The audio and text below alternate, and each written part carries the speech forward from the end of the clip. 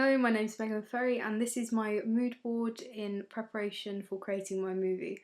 So I've looked at the different genres and specifically in this PowerPoint I'll be looking at psychological thrillers and the conventions of this. So conventions of psychological thrillers in reference to locations. The different types of locations used in psychological thrillers include cities, insides and outsides of houses, abandoned buildings, asylums and hotels. Here's some images which demonstrate the kind of feeling that you'll get from visual representation of psychological thrillers. Location is an important element in any psychological thriller, and these types of films are often set in urban areas rather than the countryside or other rural places, as these may portray a more horror-like genre. Typically an audience would expect a thriller to be set in a location which is busy and so generates adrenaline. However, the film that I'm trying to create will be set in a rural, isolated location to subvert this convention.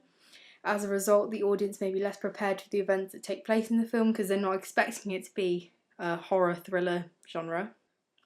The action that unfolds within my movie will be untypical of the location that it's going to be set in and therefore create a more shocking reaction and it will stand out more to the audience. The locations I've previously talked about, so the cities,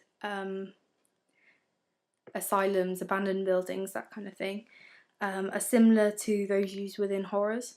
It is therefore important that the other conventions of psychological thrillers are outlined clearly throughout the use of props, camera work, editing and costume.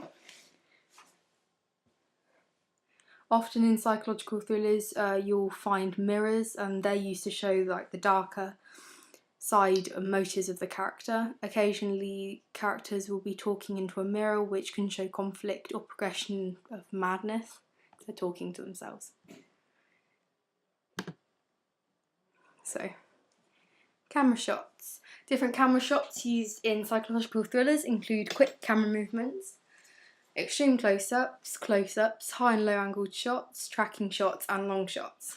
So here's a few examples that have been used in other films. This one's quite a well-known one. It's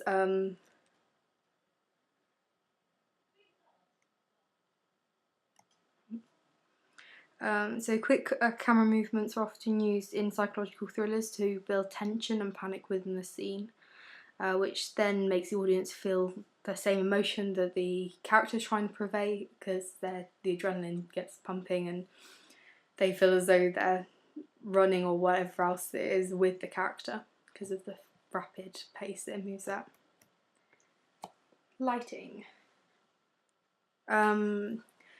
So in psychological thrillers we often see low-level lighting. These can be shown through this picture here. You can see the low-level lighting. This creates ambiguity because you often can't see the characters that are in shot, or you can see part of the characters. The audio can also create the ambiguity because you'll be able to hear something but you won't be able to see something because of the low-level lighting.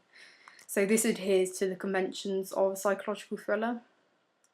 Also, lighting is used to cast shadows. These can connote darker themes and emphasise characters' split personality.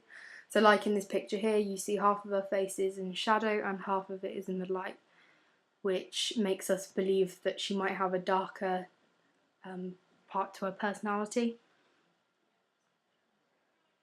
So there's lots of visualisation of darker concepts and it also creates tension during each scene that is used. So yeah.